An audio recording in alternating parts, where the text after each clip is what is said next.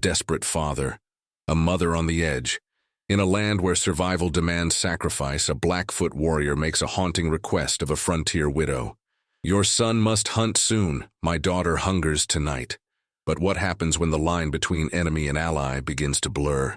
Thank you so much for watching and for all your comments. Let me know at the end if you like the story, and where you're watching from, and why you're following this. The autumn wind swept across the Montana wilderness, carrying with it the sharp scent of pine and the promise of an early winter.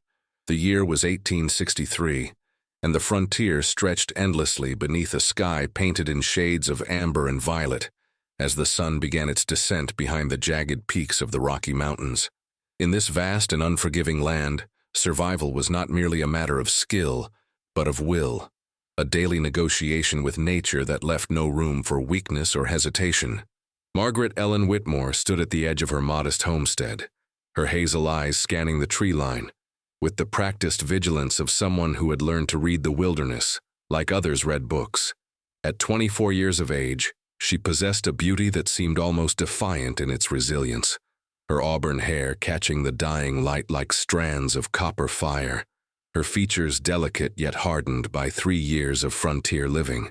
Her hands, once soft and suited for piano keys and embroidery, now bore the calluses of chopping wood, tanning hides, and gripping rifle stocks. The cabin behind her was a testament to her determination, built by her late husband Thomas before the fever had claimed him 2 winters past. She had refused to abandon it, refused to return to the comfortable life in Boston that her family had begged her to resume. This land, harsh as it was, had become her home, and she would not surrender it to grief or fear. Her son Benjamin emerged from the cabin, his 12-year-old frame already showing the promise of the man he would become. He had his father's dark hair and his mother's stubborn chin, and in his hands he carried the hunting rifle that had once belonged to Thomas Whitmore. "Mama, I checked the snares like you asked," Benjamin said, his voice carrying the slight tremor of disappointment. Nothing but a single rabbit, and it was small. Margaret turned to face her son, forcing a reassuring smile despite the worry that gnawed at her heart. The hunting had been poor for weeks now. The game seemingly vanished from the surrounding woods as if warned away by some unseen force.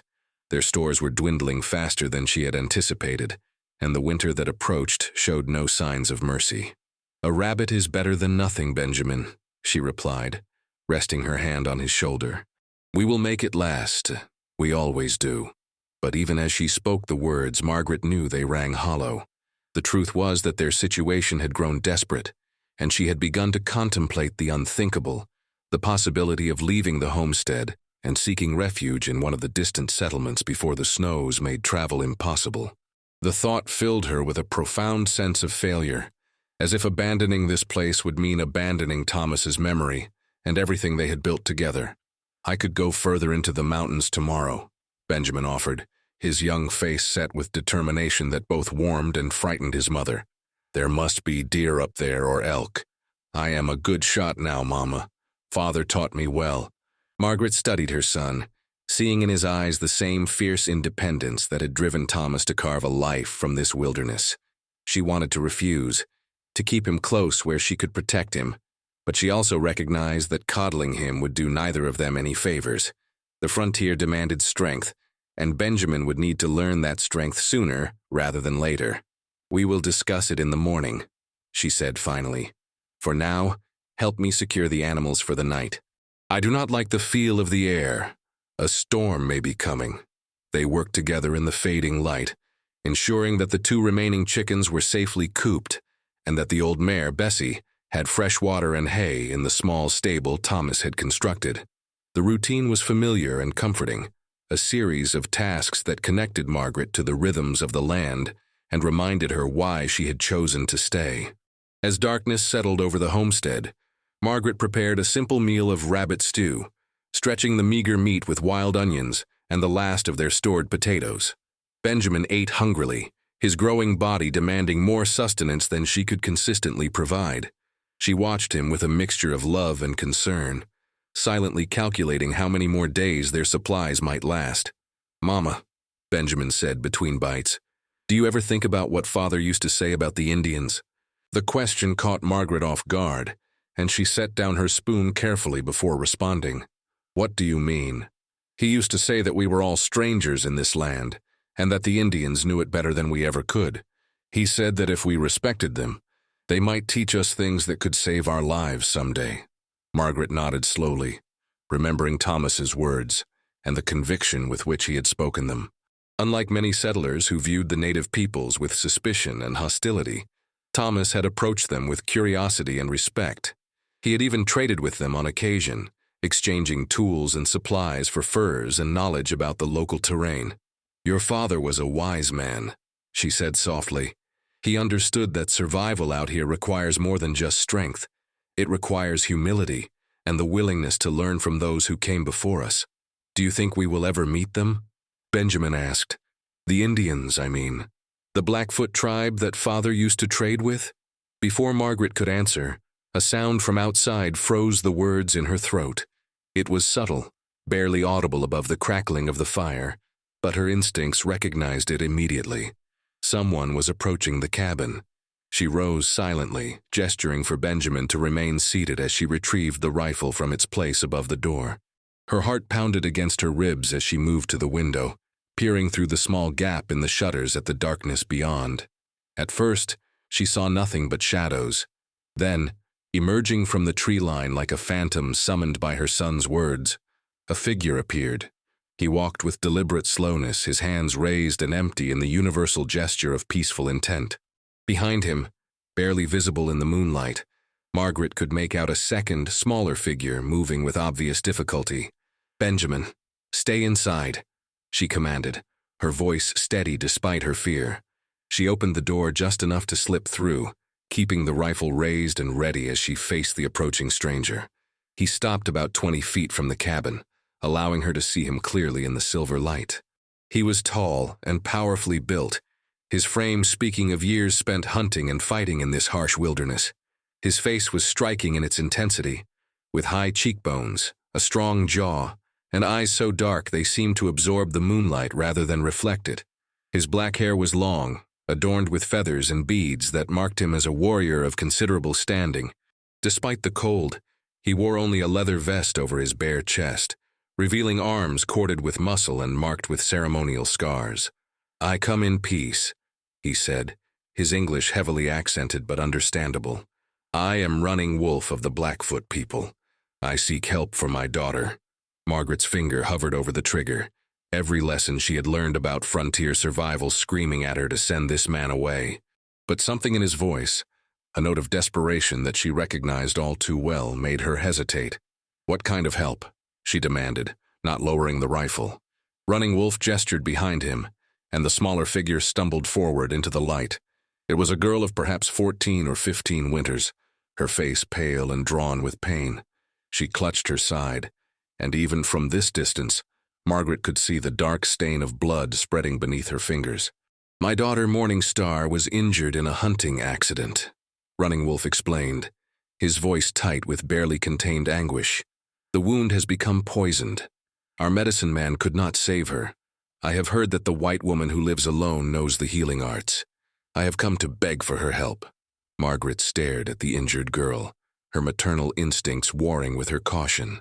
She had indeed learned some medicine from her mother, who had been a midwife in Boston, and she had used that knowledge to treat various ailments and injuries over the years. But treating a stranger, a native stranger, carried risks that she could not ignore. "Why should I help you?" she asked, the question coming out harsher than she intended. "Your people and mine have not always been friends." Running Wolf met her gaze without flinching, and in his dark eyes she saw something that surprised her: respect. "Your husband traded fairly with my people. He did not cheat us or treat us as lesser beings. When he died, we mourned him as we would mourn one of our own. I ask for help not as a stranger, but as one who remembers Thomas Whitmore with honor." The mention of Thomas's name sent a jolt through Margaret's heart. She had not known that her husband's reputation had spread to the native tribes, or that they had honored his memory in such a way. The revelation softened something within her, cracking the wall of suspicion that she had erected around herself. "Bring her inside," she heard herself say, lowering the rifle. "Quickly, before she loses more blood." Running Wolf's expression shifted, the hard mask of the warrior giving way to something raw and grateful. He moved swiftly to his daughter's side, lifting her as if she weighed nothing at all, and carried her toward the cabin. Benjamin had opened the door, his eyes wide with a mixture of fear and fascination as the Blackfoot warrior entered their home. Margaret directed Running Wolf to lay Morning Star on the small bed in the corner, then set about gathering the supplies she would need: clean cloths, hot water, the poultice she had prepared for such emergencies, and the precious bottle of whiskey she kept for medicinal purposes. As she worked to clean and examine the wound, Margaret was acutely aware of Running Wolf's presence. He stood watch over his daughter like a guardian spirit, his dark eyes following Margaret's every movement with an intensity that should have unnerved her, but somehow did not. "The infection has spread," Margaret said grimly, examining the angry red lines radiating from the gash in Morning Star's side. "I will do what I can, but she needs rest and proper care. It will take time." "Time is something we do not have," Running Wolf replied, his voice heavy with unspoken meaning. "Winter comes early this year. My people must move to our winter camp within days. If Morning Star cannot travel, she will be left behind." Margaret looked up sharply, horror evident in her eyes. "You would abandon your own daughter?" "It is not abandonment," he said, though the words seemed to cause him physical pain. "It is the way of our people. The tribe must survive. One life cannot endanger many." "That is barbaric," Margaret snapped before she could stop herself. Running Wolf's jaw tightened, but he did not respond with anger. Instead, he moved closer, his presence filling the small cabin like a force of nature. "You judge what you do not understand. I love my daughter more than my own life, but I am also responsible for my people. That is the burden of leadership." Margaret held his gaze, seeing in those dark depths a conflict as deep and painful as any she had ever witnessed. This man was not the savage she had been warned about. He was a father, a leader, a human being caught between duty and love. "She cannot be moved for at least a week," Margaret said firmly. "Perhaps longer. If you leave her here, I will care for her until she is well enough to travel." Running Wolf studied her for a long moment, his expression unreadable. "Why would you do this? You owe us nothing." "Because it is the right thing to do," Margaret replied simply. "And because my husband would have done the same." Something shifted in Running Wolf's eyes, a flicker of emotion that was gone almost before Margaret could identify it. He nodded slowly, then reached into the pouch at his belt and withdrew a small, intricately carved wooden pendant on a leather cord. "This belonged to my wife," he said, pressing it into Margaret's hand. "She died giving birth to Morning Star. It is the most precious thing I own. I give it to you as a promise. I will return for my daughter, and when I do, I will repay your kindness in whatever way you ask." Margaret looked down at the pendant, feeling the weight of its meaning in her palm. "I do not need payment for doing what is right." "Nevertheless," Running Wolf said, his voice softening almost imperceptibly, "you will have it." He turned to his daughter, leaning down to whisper something in their native tongue. Morning Star, despite her pain and fever, managed a weak smile and reached up to touch her father's face. The tenderness of the moment made Margaret's heart ache with recognition. Here was a love as fierce and pure as her own love for Benjamin. Running Wolf straightened, composing himself once more into the formidable warrior he presented to the world. "Your son," he said, turning to look at Benjamin, who had been watching the scene with rapt attention. "He carries a hunter's rifle but moves like one who has not yet learned to hunt." Benjamin flushed with embarrassment, but Margaret felt a spark of defensive anger. "He is learning," she said sharply. "His father taught him before he died." "Learning is not enough," Running Wolf replied, his tone matter-of-fact rather than cruel. "Winter is coming and your stores are low. I can see it in the thinness of your faces and the worry in your eyes." He paused, his gaze moving from Benjamin to Margaret and back again. "Your son must hunt soon. My daughter hungers tonight. Perhaps these two needs can serve each other." Margaret frowned, not understanding. "What do you mean?" "I will teach your son to hunt as the Blackfoot hunt," Running Wolf said. "In return, you will heal my daughter and provide her with food until she is strong again. It is a fair trade, is it not?" The offer hung in the air between them, laden with implications that Margaret could barely begin to process. To accept would mean allowing this warrior, this stranger, into their lives in a way that went far beyond a simple act of charity. It would mean trusting him with her son's safety and well-being. But as she looked at Benjamin's eager face and thought of the empty snares and dwindling supplies, Margaret knew that she had no real choice. Pride and caution were luxuries she could no longer afford. "When would you begin?" she asked. Running Wolf allowed himself the ghost of a smile, the first Margaret had seen on his stern face. "Tomorrow, at first light. Your son and I will hunt together. By the time my daughter is well, he will be able to provide for you both through the hardest winter." He moved toward the door, pausing at the threshold to look back at Margaret. Their eyes met, and in that moment, something passed between them that neither could name but both could feel. It was the beginning of something, though whether that something would prove to be salvation or catastrophe, only time would tell. "Until tomorrow, Margaret Whitmore," Running Wolf said, using her full name for the first time. Then he was gone, disappearing into the night as silently as he had come. Margaret stood in the doorway for a long moment, staring after him. Behind her, Morning Star had fallen into a restless sleep, and Benjamin was already asking questions that she could not answer. The wind had picked up, carrying the promise of change on its icy breath. She did not know it then, but the arrival of Running Wolf and his daughter had set in motion a chain of events that would transform her life in ways she could never have imagined. The frontier was about to reveal its deepest secrets, and Margaret Whitmore would discover that the heart, like the wilderness, was vast enough to hold both sorrow and joy, loss and love. As she closed the door against the cold, Margaret touched the wooden pendant that still rested in her palm. It was warm, as if it still held the heat of Running Wolf's hand, and somehow that warmth seemed to seep into her very soul. The first light of dawn crept over the mountain peaks, painting the sky in delicate shades of rose and gold, as Margaret Whitmore stirred from her restless sleep. She had spent most of the night tending to Morning Star, changing her bandages and coaxing sips of water between her fevered lips. The girl's condition remained precarious, the infection fighting against the poultices and herbal remedies that Margaret applied with careful precision. She rose quietly from the chair beside the bed, her body stiff and aching from the uncomfortable position in which she had dozed. Benjamin still slept on his pallet near the fireplace, his young face peaceful in repose, and Margaret allowed herself a moment to simply watch him breathe. In sleep, he looked so much like Thomas that her heart contracted with a familiar ache. The sound of movement outside drew her attention to the window. Through the frost-edged glass, she could see Running Wolf emerging from the tree line, moving with the silent grace of a predator, despite carrying what appeared to be 2 freshly caught rabbits. He had spent the night in the wilderness, she realized, watching over the cabin from a distance rather than abandoning his daughter entirely. Margaret opened the door before he could knock, and their eyes met in the gray morning light. He looked different somehow, less like the intimidating warrior who had appeared out of the darkness, and more like a man who had spent a sleepless night worrying about his child. "How is she?" he asked without preamble. "The fever has not broken," Margaret replied honestly. "But she is fighting. She has her father's strength, I think." Something flickered in Running Wolf's dark eyes, an emotion too complex to name.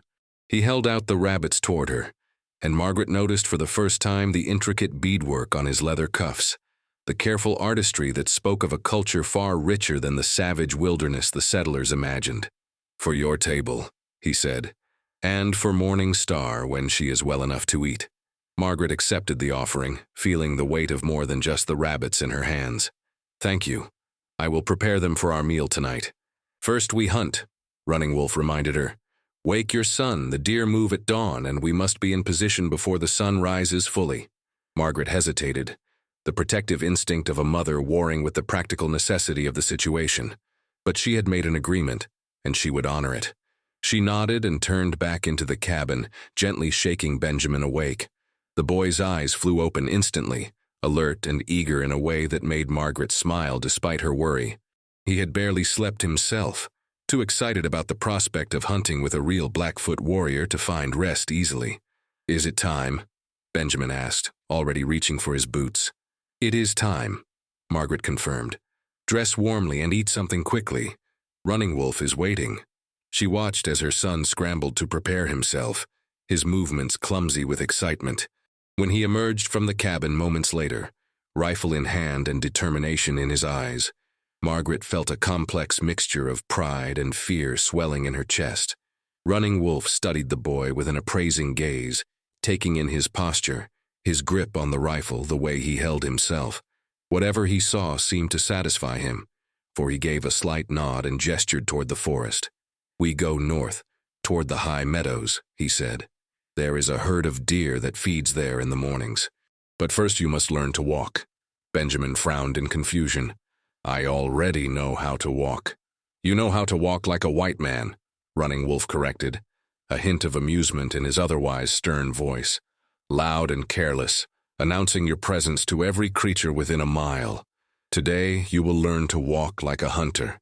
They set off into the forest, and Margaret watched them until the trees swallowed them from view. Then she turned back to the cabin and the sick girl who needed her care, trying to ignore the anxiety that twisted in her stomach.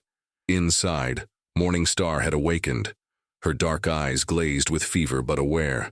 She watched Margaret approach with a mixture of wariness and curiosity, her dry lips moving as if trying to form words. "Shh," Margaret soothed, bringing a cup of water to the girl's mouth. "Do not try to speak yet. You need to save your strength." Morning Star drank gratefully, then sank back against the pillow with a small sigh. Her eyes, however, remained fixed on Margaret's face, studying her with an intensity that reminded her powerfully of Running Wolf. "Your father has gone hunting with my son," Margaret explained, not knowing how much English the girl understood. "He will return soon. For now, I need to change your bandages and check your wound." She worked carefully, removing the soiled cloths and examining the injury beneath. To her relief, the angry red lines seemed slightly less pronounced than they had been the night before. The infection was still present, but it was no longer spreading. Margaret allowed herself a small measure of hope. "Your medicine is strong," Morning Star whispered, her voice barely audible. Margaret looked up in surprise. "You speak English?" "My father taught me," the girl replied, a ghost of pride crossing her pale features. "He said that to survive, we must understand both worlds." "Your father is a wise man," Margaret said, echoing her own words from the night before. Morning Star's eyes softened. "He is the greatest warrior of our people, and the loneliest man I have ever known." The statement caught Margaret off guard, and she found herself wanting to ask more, but Morning Star's eyes had already fluttered closed, exhaustion pulling her back toward the healing embrace of sleep. Margaret finished her work in silence, then covered the girl with an extra blanket, and retreated to prepare the rabbits for cooking. As she worked, her mind wandered to Running Wolf, and the contradictions he presented. A fierce warrior who spoke of peace, a devoted father willing to leave his daughter to save his people, a man who had lost his wife and carried that grief in the depths of his dark eyes like a secret wound. She found herself wondering what it would be like to know such a man truly, to see beyond the mask he wore, and understand the heart that beat beneath.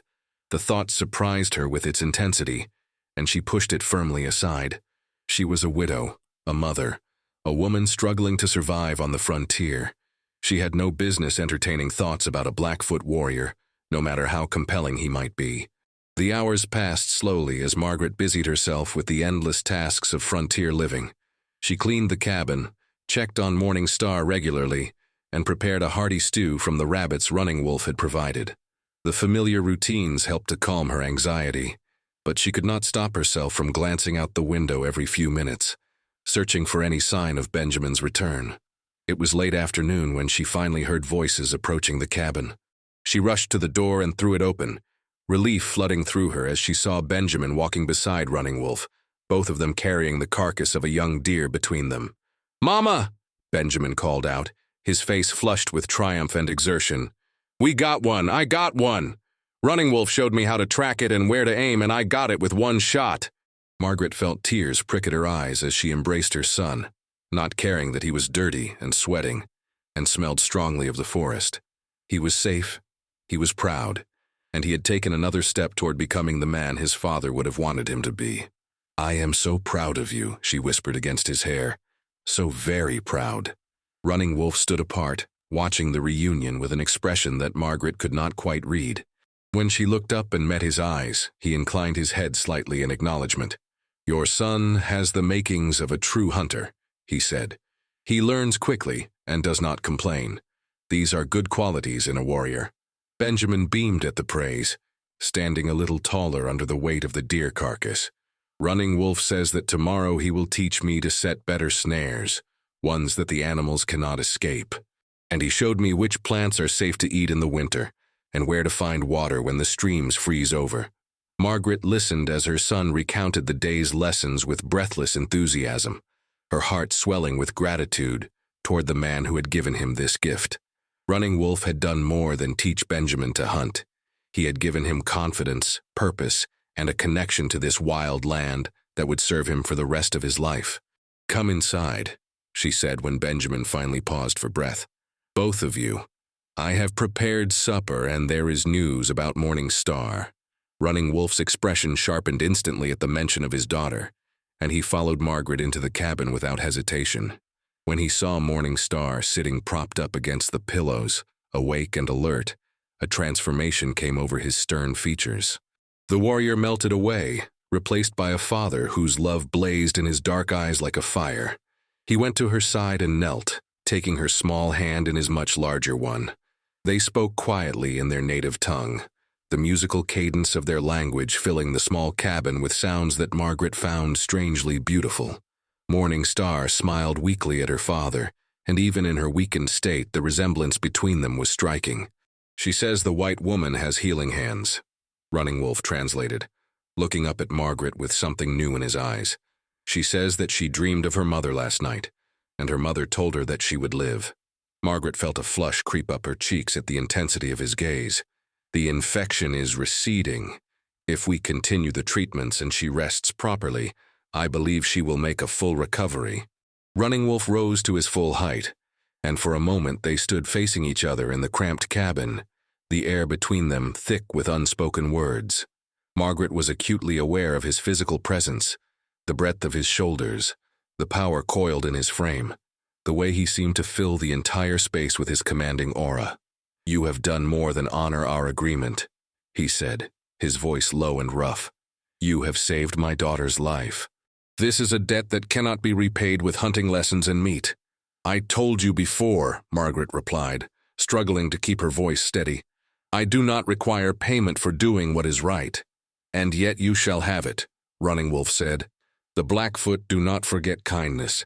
You and your son are under my protection now. If any harm comes to you, my people will avenge it as they would avenge their own blood." The weight of his words settled over Margaret like a physical thing, both comforting and terrifying in its implications. She opened her mouth to respond, but Benjamin chose that moment to burst into the cabin carrying the butchered deer meat, breaking the spell that had held them frozen. The evening meal was a strange but surprisingly pleasant affair. Running Wolf sat at the small table like a visiting dignitary, his manner formal but not unfriendly. Morning Star had been helped to a chair and was able to eat a small amount of broth, her appetite returning along with her strength. Benjamin peppered Running Wolf with questions about Blackfoot customs and hunting techniques, and the warrior answered with patience and even occasional humor. Margaret watched the scene with wonder, marveling at how quickly the boundaries between their worlds seemed to be dissolving. Just yesterday, she would have viewed this man as a potential threat, a dangerous savage to be feared and avoided. Now, sitting at her table and sharing her food, he seemed almost like family. As the night deepened and the fire burned low, Running Wolf rose to leave. He would spend another night in the forest, he explained, watching over the cabin while his daughter healed. It was not proper for a man to sleep under the same roof as a woman who was not his wife, and he would not bring dishonor upon Margaret by violating this custom. She walked him to the door, acutely aware of Benjamin and Morning Star watching them from across the room. The night air was cold against her face, carrying the scent of snow and the promise of the winter to come. "Running Wolf," she said quietly, stopping him before he could disappear into the darkness. "Thank you for what you are doing for my son, for watching over us, for everything." He turned to face her, and in the moonlight his features seemed carved from stone, beautiful and remote and utterly mysterious. "It is I who should thank you, Margaret Whitmore. You have shown me that not all white people are as I believe them to be. You have reminded me that kindness knows no tribe or nation." He reached out, and for a single breathless moment, his fingertips brushed against her cheek. The touch was brief, barely more than a whisper of contact, but it sent a shock through Margaret's entire body. "Sleep well," he said, and then he was gone, melting into the shadows as if he had never been there at all. Margaret stood in the doorway for a long time, her hand pressed against the cheek he had touched, her heart racing with emotions she did not dare to name. Behind her, she could hear Benjamin chattering excitedly to Morning Star about the day's hunt, their young voices mingling in a harmony that spoke of friendship and understanding. The next several days fell into a rhythm that Margaret would later remember as one of the most peaceful periods of her frontier life. Each morning, Running Wolf would appear at dawn to take Benjamin hunting, returning in the late afternoon with fresh game and new lessons learned. Each evening they would share a meal together, the conversation flowing more easily as the barriers between them continued to crumble. Morning Star improved rapidly under Margaret's care, her youth and strength asserting themselves against the infection that had nearly claimed her life. By the 5th day, she was able to walk short distances, and by the 7th, she was helping Margaret with simple chores around the cabin. The girl proved to be a delightful companion, bright and curious and eager to learn about the white woman's ways. Margaret taught her to make bread and preserve meat, while Morning Star shared her knowledge of native plants and their medicinal uses. They worked together in a companionable silence that sometimes gave way to deep conversations about life, love, and the challenges of being a woman in a world dominated by men. It was during one such conversation that Morning Star revealed something that would change everything. "My father speaks of you often," the girl said, her dark eyes twinkling with mischief. "He says that you are the strongest woman he has ever known, stronger even than my mother." Margaret felt her cheeks flush. "Your father is too kind." "No," Morning Star said seriously. "My father never says things he does not mean. He respects you, Margaret. And more than that, I think he—" She trailed off, biting her lip as if she had said too much. "He what?" Margaret prompted, her heart suddenly pounding. Morning Star studied her for a long moment, then smiled. "He looks at you the way he used to look at my mother. I was very young when she died, but I remember that look. I thought I would never see it again." Margaret did not know how to respond. The girl's words had confirmed something that she had been trying desperately to deny, the growing attraction between herself and Running Wolf, an attraction that defied logic and propriety, and everything she had been taught about the differences between their peoples. Before she could formulate a response, the cabin door burst open, and Benjamin rushed in, his face pale with fear. "Mama, Running Wolf sent me back. There are men coming, white men on horses. He said they are dangerous and that we need to hide." Margaret's blood ran cold. She had heard stories about the gangs of outlaws who roamed the frontier, preying on isolated homesteads and leaving destruction in their wake. She had always believed that their remote location would protect them, but it seemed that belief had been naive. "How many?" she demanded, already moving toward the rifle. 6, maybe 7, Benjamin said. "Running Wolf is going to try to lead them away from the cabin, but he told me to protect you and Morning Star, if they come here." Margaret's mind raced as she assessed their situation. The cabin was defensible, with thick walls and small windows that could serve as firing positions, but against 6 or 7 armed men, their chances were slim. "Help me barricade the door," she ordered, her voice steady despite her fear. "Morning Star, get to the back of the cabin and stay down. Benjamin, load your rifle and take position at the east window. If anyone tries to come through, you shoot them. Do you understand?" Benjamin nodded, his young face set with determination. He was not a boy anymore, Margaret realized. He was becoming a man, and this moment would test that manhood in ways that neither of them could have anticipated. They worked quickly, pushing the heavy table against the door and positioning themselves at strategic points around the cabin. The waiting was the worst part, each second stretching into an eternity, as they strained to hear any sound from outside. When the gunshots finally came, they seemed to echo from everywhere at once. The gunshots tore through the stillness of the afternoon like thunderclaps, each report sending a fresh wave of terror through Margaret's heart. She pressed herself against the wall beside the window, her rifle clutched tightly in her hands. her eyes straining to see through the narrow gap in the shutters. Outside, the peaceful clearing around the cabin had transformed into a battlefield.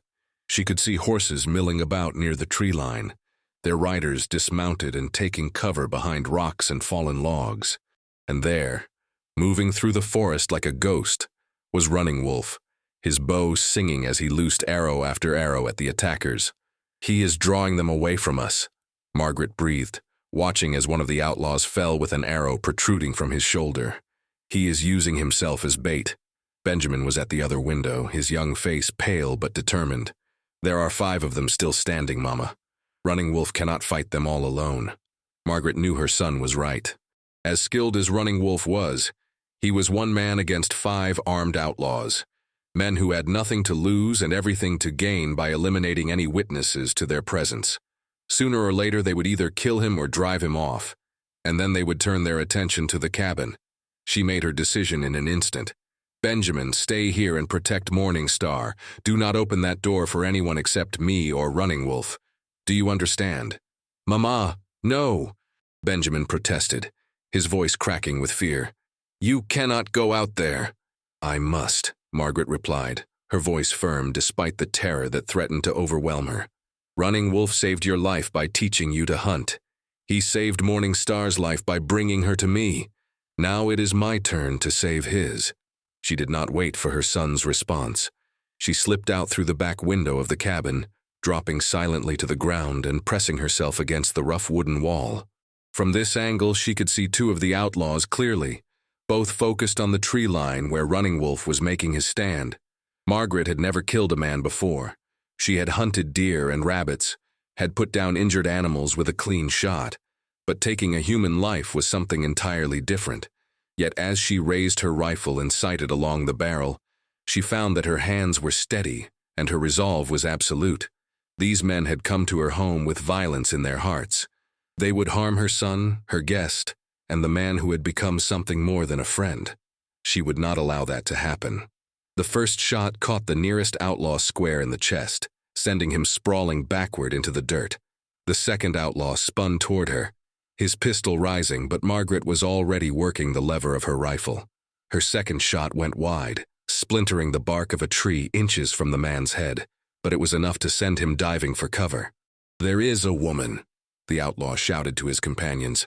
"In the cabin, she has a rifle." The dynamics of the fight shifted instantly. 2 of the remaining outlaws broke away from their pursuit of Running Wolf and began advancing toward the cabin, using the terrain for cover as they moved. Margaret fired again, forcing them to duck, but she knew that her ammunition was limited and her position was exposed. Then Running Wolf was there, emerging from the forest like an avenging spirit. He had abandoned his bow in favor of a tomahawk, and he fell upon the distracted outlaws with a fury that was terrifying to behold. His first strike felled a man before he could even turn around, and his second sent another screaming to the ground with a wound that would prove mortal. The 2 outlaws advancing on Margaret hesitated, caught between the warrior behind them and the armed woman before them. In that moment of indecision, Margaret made her move. She broke from cover and sprinted toward a large boulder that would give her a better firing position, her skirts tangling around her legs as she ran. She almost made it. The bullet caught her in the left arm, spinning her around and sending her crashing to the ground.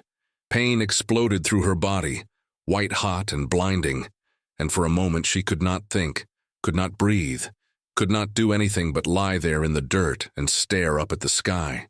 Then Running Wolf's face appeared above her, his dark eyes blazing with an emotion she had never seen before. He scooped her up in his arms as if she weighed nothing, and carried her toward the cabin, his body shielding hers from any further attack. "The outlaws," Margaret gasped, fighting against the darkness that threatened to claim her.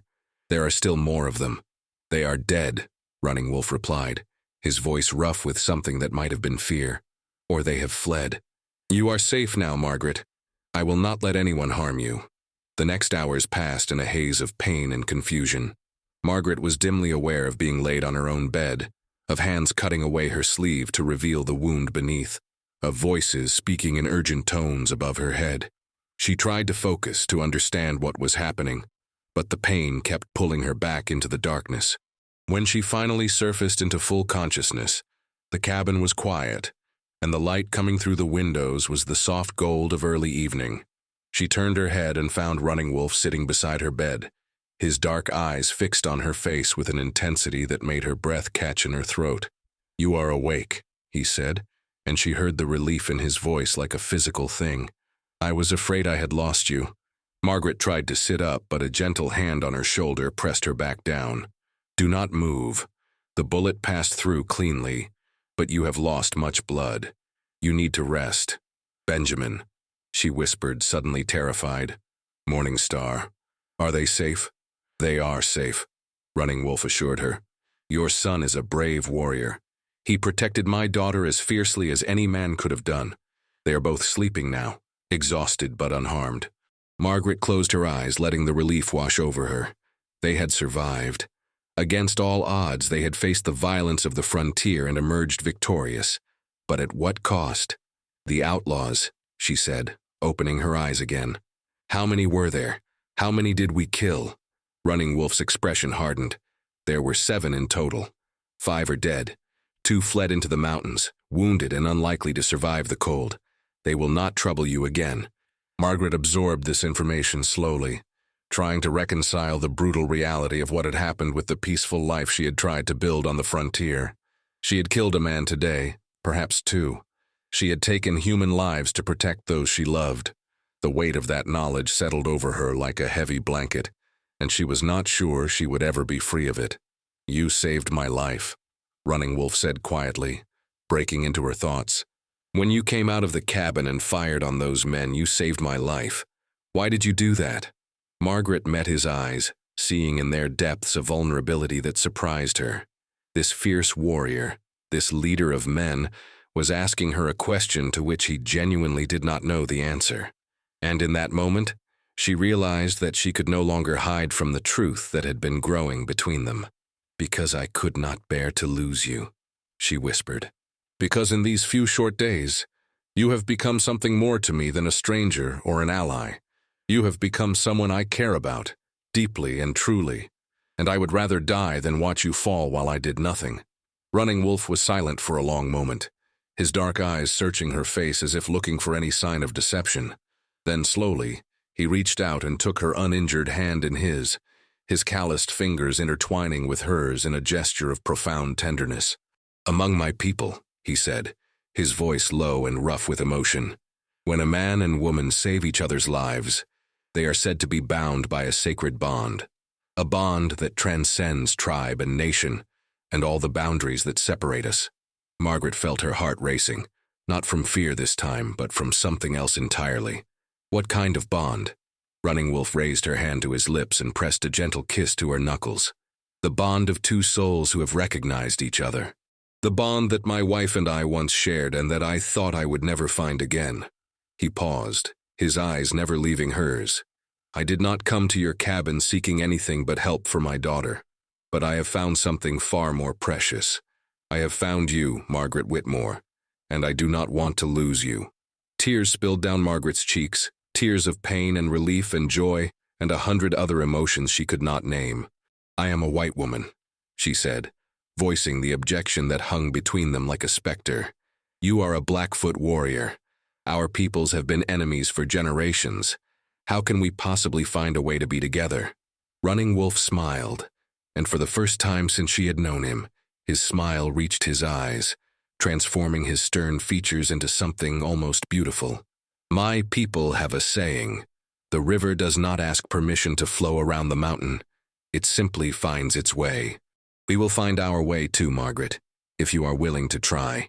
"I am willing," she breathed, and the words felt like a vow, sacred and unbreakable. "I am more than willing." He leaned forward and pressed his forehead to hers, a gesture of intimacy that felt more profound than any kiss. They stayed that way for a long moment, breathing each other's air, feeling the connection between them solidify into something real and lasting. The days that followed were difficult but filled with an unexpected sweetness. Margaret's wound healed slowly, requiring her to rely on Benjamin and Morning Star for many of the tasks she normally handled herself. But she found that she did not mind the forced rest, not when it gave her more time to spend with Running Wolf, who had abandoned any pretense of sleeping in the forest and now spent his nights on a pallet by the fire. They talked for hours, sharing stories of their lives, their losses, their hopes for the future.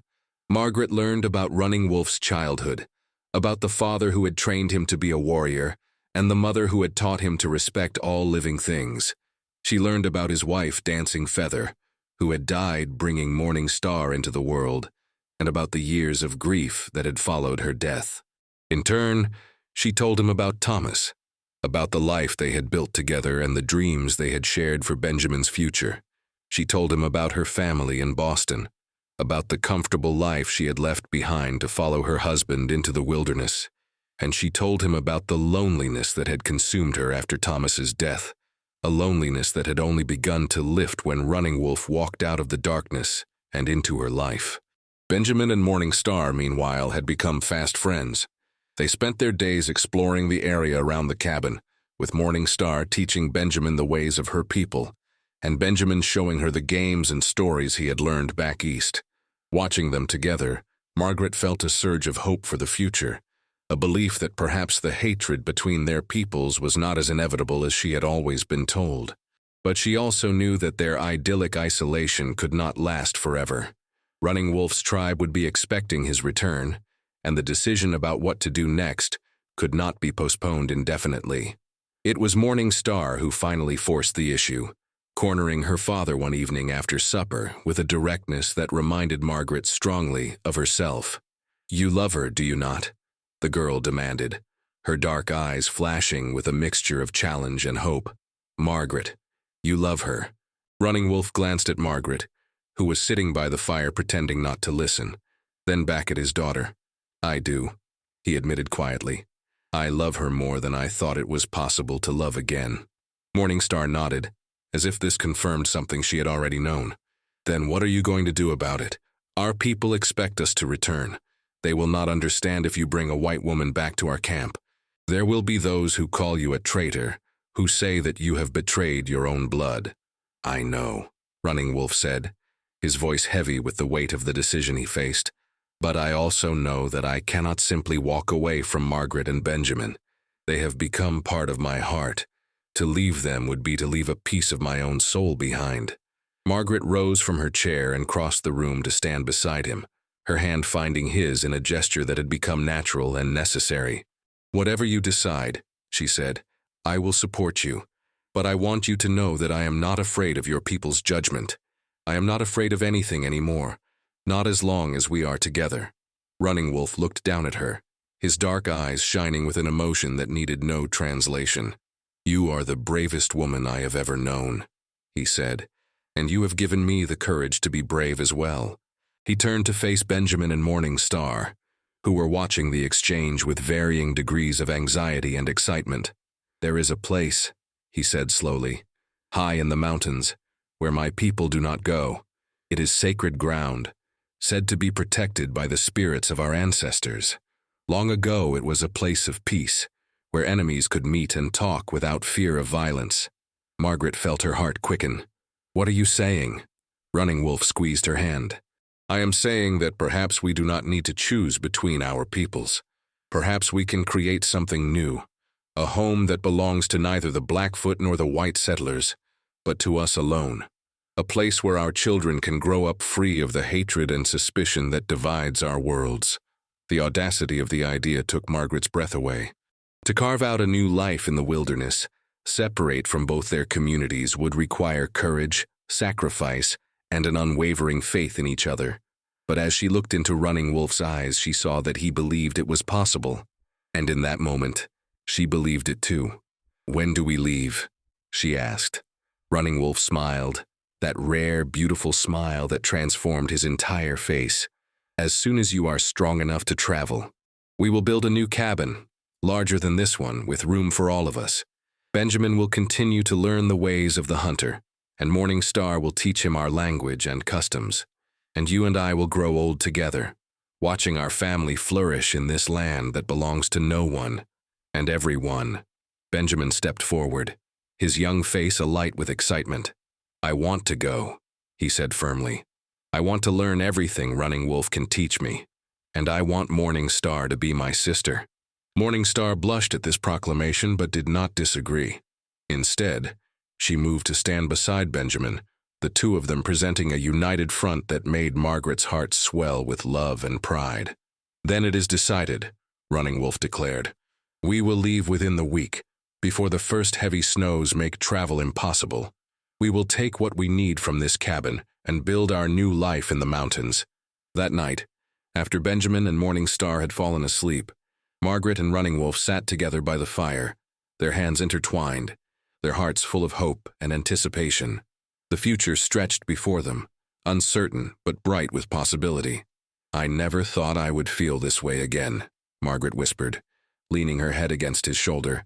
"After Thomas died, I believed that part of my life was over. I thought I would spend the rest of my days alone, just surviving from one winter to the next." Running Wolf pressed a kiss to the top of her head.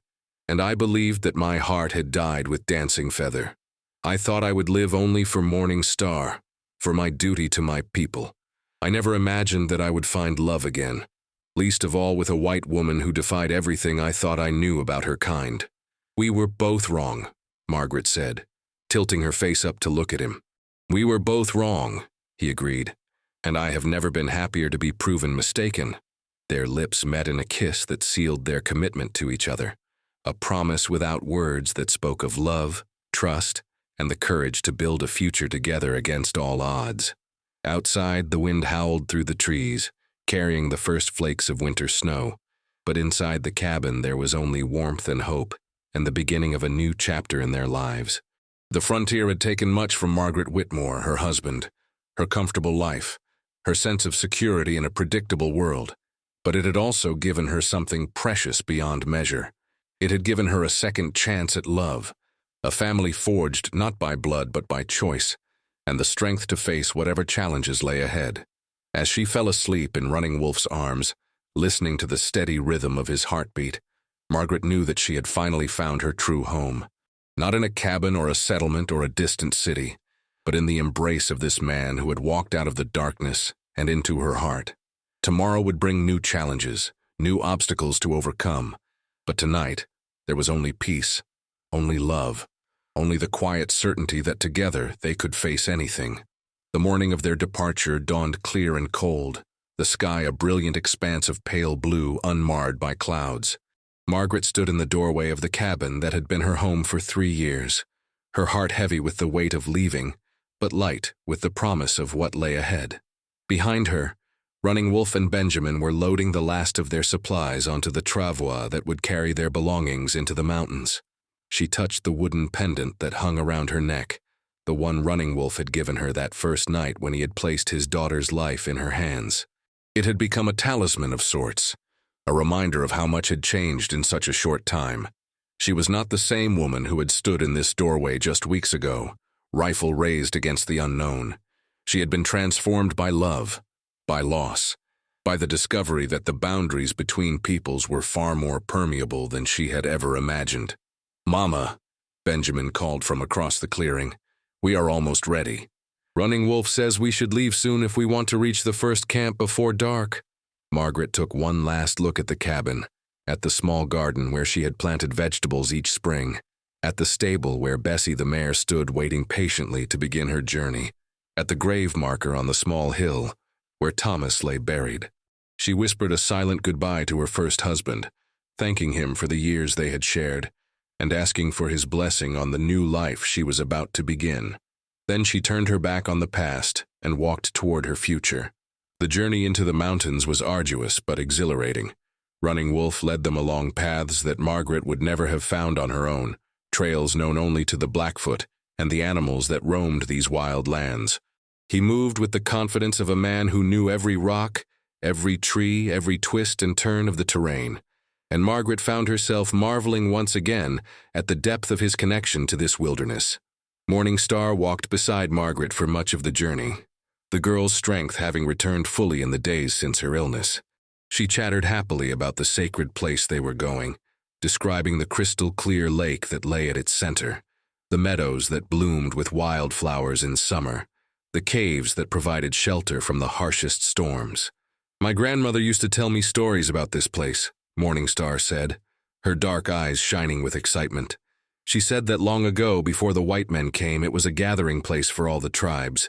Enemies would put aside their weapons and come together to trade, to share stories, to celebrate the gifts of the earth. She said that the spirits of our ancestors still watch over it, protecting it from those who would bring violence to its shores. Margaret listened with fascination, trying to imagine what such a place must look like. Do your people still go there? Morning Star shook her head. Not for many generations. After the wars began, the old ways were forgotten. My father says that we have lost much of what made us great, that we have become so focused on fighting our enemies, that we have forgotten how to live in peace with the land and with each other. Margaret glanced ahead at Running Wolf, who was deep in conversation with Benjamin about tracking and survival skills. Your father is a wise man. I hope that what we are doing will help to restore some of what has been lost. I believe it will, Morning Star said with quiet conviction. My father has changed since he met you, Margaret. He laughs more. He speaks more freely about his feelings. He has hope again, hope that I have not seen in him since my mother died. The words touched Margaret deeply, and she reached out to squeeze the girl's hand. I am glad. Your father has given me hope as well. After my husband died, I thought I would spend the rest of my life alone, just surviving. Running Wolf has shown me that there is still room in my heart for love, for joy, for the possibility of a future that I never dared to imagine. They made camp that night in a small valley sheltered from the wind. The four of them gathered around a crackling fire as the stars emerged overhead. Running Wolf prepared a meal of dried meat and wild roots, his movements efficient and practiced, while Benjamin and Morning Star worked together to set up the sleeping areas. Margaret watched them all with a sense of wonder that bordered on disbelief. Just weeks ago, she had been a widow struggling to survive on the frontier, her only companion a son who was still more boy than man. Now she was part of something larger, a family bound not by blood but by choice, by the shared experience of danger and the mutual commitment to build a new life together. After supper, Running Wolf came to sit beside her, his shoulder pressing warmly against hers as they stared into the flames. The firelight danced across his strong features, highlighting the high cheekbones and the firm set of his jaw, the dark eyes that held depths she was only beginning to explore. What are you thinking? He asked quietly, his voice barely audible above the crackle of the fire. Margaret considered the question for a moment before answering. I am thinking about how strange life is, how the things we fear most often lead us to the things we need most. I feared you when you first appeared at my cabin. I feared what your presence might mean for my safety, for Benjamin's future, and now I cannot imagine my life without you in it. Running Wolf nodded slowly, his gaze fixed on the flames. Among my people, we believe that every life follows a path that was set before we were born. We call it the Spirit Road, the journey that our souls must take to fulfill their purpose in this world. For many years, I thought my Spirit Road had ended with Dancing Feather's death. I thought I was simply waiting for the time when I could join her in the land beyond. He turned to look at Margaret, and in his dark eyes she saw a vulnerability that made her heart ache. But now I understand that my Spirit Road was leading me to you all along. Every loss, every hardship, every moment of despair was simply preparing me for this, for us. Margaret felt tears prick at her eyes, and she did not try to hide them. I love you, she whispered, the words coming easily now, naturally, as if she had been saying them all her life. I love you, Running Wolf, with all my heart, with everything I am, and everything I hope to become. He cupped her face in his hands, his calloused palms warm against her cheeks. And I love you, Margaret Whitmore. You have given me back my life, my hope, my reason for being. Whatever challenges await us, we will face them together. This I swear to you on my honor as a warrior and a man. Their lips met in a kiss that seemed to last forever, a seal upon the promises they had made to each other. When they finally drew apart, Margaret saw that Benjamin and Morning Star were watching them from across the fire, their young faces split with identical grins of delight. Does this mean we are truly going to be a family? Benjamin asked, his voice trembling with barely contained excitement. Running Wolf smiled, that rare and beautiful smile that Margaret had come to treasure. It means exactly that, young hunter. From this day forward we are bound together by ties stronger than blood. You are my son, as surely as if I had fathered you myself, and Morning Star is your sister, as surely as if you had shared the same womb." Morning Star crossed to where Margaret sat and knelt before her, taking her hands with a solemnity that seemed beyond her years. "I have prayed for a mother," she said softly. "Ever since I was old enough to understand what I had lost, I have prayed for someone to fill that emptiness in my heart. You are the answer to those prayers, Margaret. I am honored to call you mother, if you will have me." Margaret pulled the girl into a fierce embrace, her tears flowing freely now. "I will have you," she promised. "I will have you as my daughter, and I will love you and protect you for all the days of my life." The remainder of the journey passed in a blur of happiness and anticipation. Each day brought them closer to their destination, and each night strengthened the bonds that held them together. By the time they finally crested the last ridge and looked down upon the sacred valley, they had become a family in every sense that mattered. The valley was even more beautiful than Morning Star had described. A pristine lake lay at its center, its waters so clear that Margaret could see the stones on the bottom even from this distance.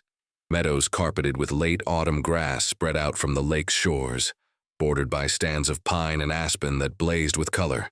To the east, a series of caves opened in the rock face, natural shelters that would protect them from the winter storms. And over it all hung a sense of peace, of timelessness, as if this place existed outside the troubles and conflicts of the world beyond. "It is perfect," Margaret breathed, reaching for Running Wolf's hand. "It is home," he replied simply. They descended into the valley as the sun began its westward journey, their hearts full of hope and their minds already planning the work that lay ahead. Running Wolf identified a level area near the caves where they would build their cabin, close enough to the water for convenience, but elevated enough to be safe from flooding. Benjamin immediately began exploring the surrounding area, his hunter's eyes already noting the tracks of deer and rabbit that crisscrossed the meadows. Morning Star gathered samples of the plants that grew along the lake's edge, identifying which ones could be used for food, medicine, and dye. The first weeks were a whirlwind of activity. Running Wolf and Benjamin worked from dawn until dusk, felling trees and shaping logs for the cabin, their muscles straining against the weight of their labors, but their spirits buoyed by the knowledge of what they were building. Margaret and Morning Star prepared the campsite, preserved food for the coming winter, and began the countless tasks that would transform this wild place into a home. As the walls of the cabin rose and the first snows began to dust the mountain peaks, Margaret found herself marveling at how far they had come. The frontier had tested her in ways she could never have imagined, stripping away everything she thought she knew about herself, and revealing a strength she had not known she possessed. But it had also given her gifts beyond measure, a son who was becoming a man, a daughter who had healed the wound in her heart, and a love that transcended the boundaries of culture, race, and expectation. The cabin was completed just as winter settled over the valley in earnest. It was larger than the one Margaret had left behind, with a main room dominated by a massive stone fireplace, 2 sleeping alcoves divided by heavy curtains, and a storage area stocked with enough food and supplies to last until spring. Running Wolf had carved intricate designs into the doorframe, symbols from his people's tradition that invoked protection and prosperity. Margaret had hung curtains in the windows, stitched from fabric she had brought from the old homestead, adding a touch of softness to the rugged interior. On the night of the first heavy snowfall, they gathered around the fire as a family, the wind howling outside but unable to penetrate the warmth and security they had created together. Running Wolf told stories of his ancestors, of the great chiefs and warriors who had shaped the Blackfoot nation, of the traditions and beliefs that had sustained his people through generations of hardship. Margaret shared tales of her own heritage, of the pilgrims who had crossed an ocean in search of freedom, of the revolution that had birthed a nation, of the pioneers who had pushed ever westward in pursuit of dreams.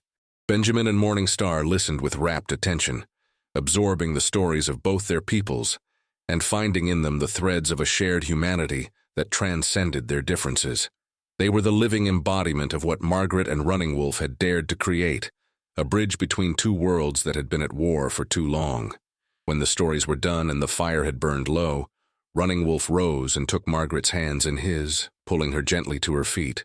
His dark eyes were serious but filled with a tenderness that made her heart flutter like a girl's. "Margaret Whitmore," he said, his voice resonant with emotion, "I have waited long enough to ask you what my heart has known since the moment I saw you standing in the moonlight with your rifle raised, ready to defend your home against whatever threat the night might bring." Margaret felt her breath catch in her throat. "What is your question?" Running Wolf reached into his vest and withdrew a small object that glinted in the firelight.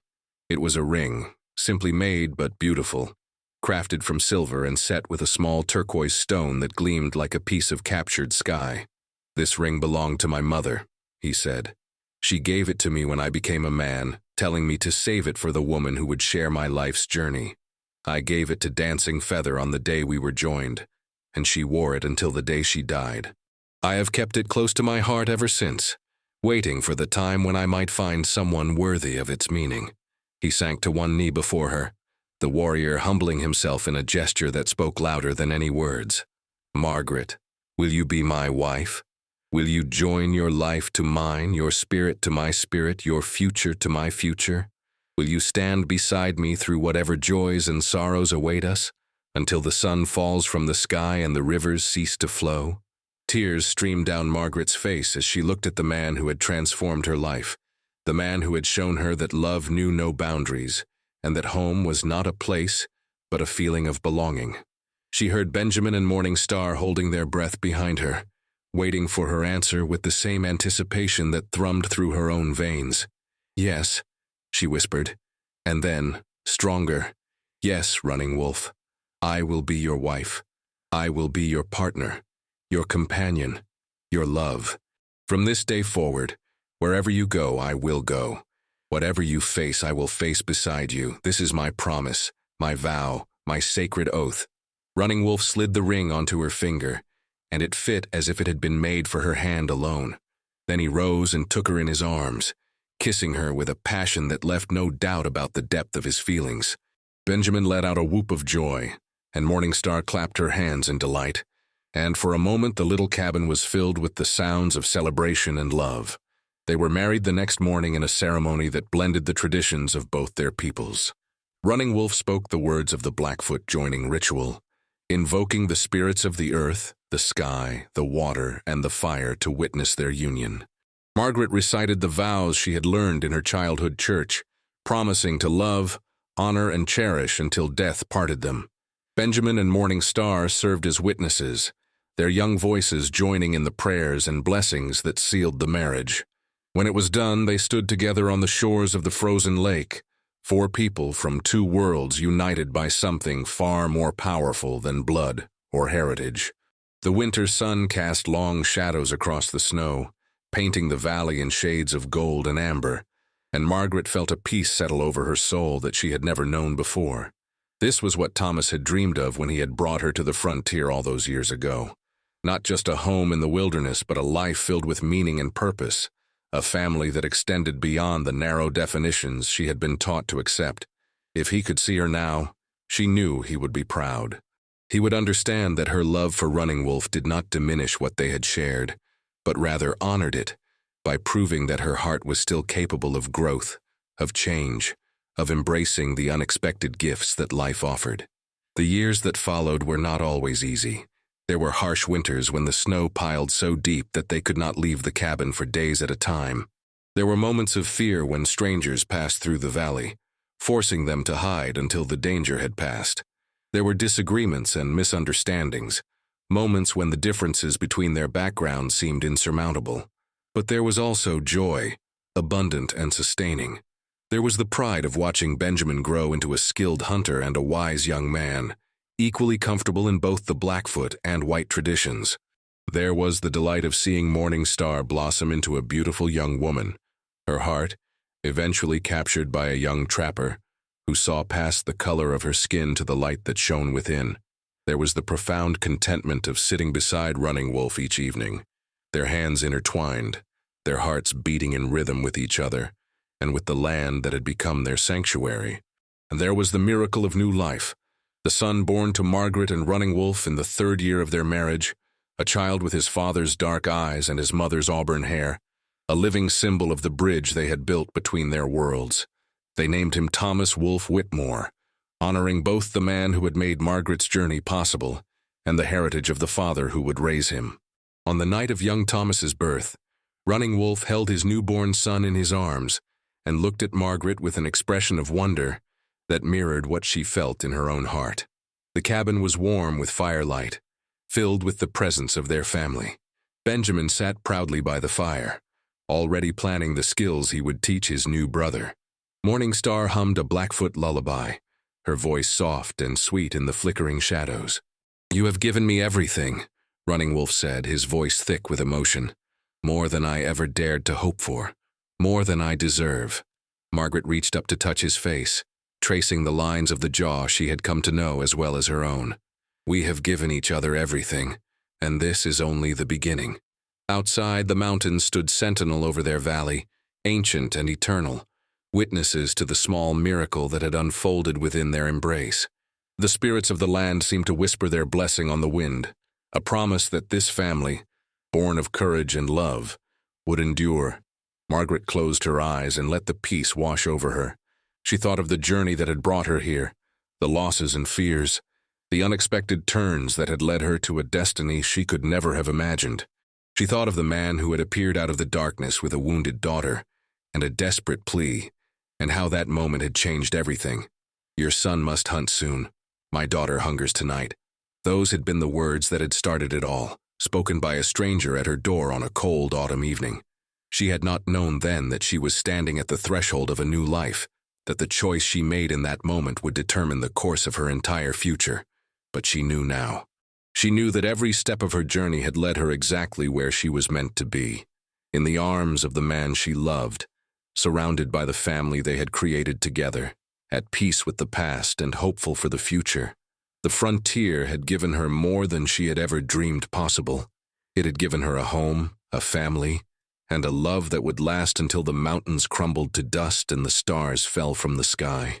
And as she drifted off to sleep with her newborn son in her arms and her husband's heartbeat steady beneath her ear, Margaret Whitmore Running Wolf knew that she was exactly where she belonged. Their story had begun with an act of courage and compassion, with a warrior's plea and a widow's choice to open her door to a stranger. It would continue through the years ahead, written in the laughter of children, the wisdom of elders, and the enduring love of two people who had found in each other the completion they had never known they were seeking. This was the legacy they would leave behind, not a legacy of conflict or division, but one of hope, of unity, of the belief that love could bridge any divide and heal any wound. This was their happy ending, not an ending at all, but a beginning that would echo through generations to come, a testament to the truth that the human heart, when it chooses love over fear, can accomplish miracles.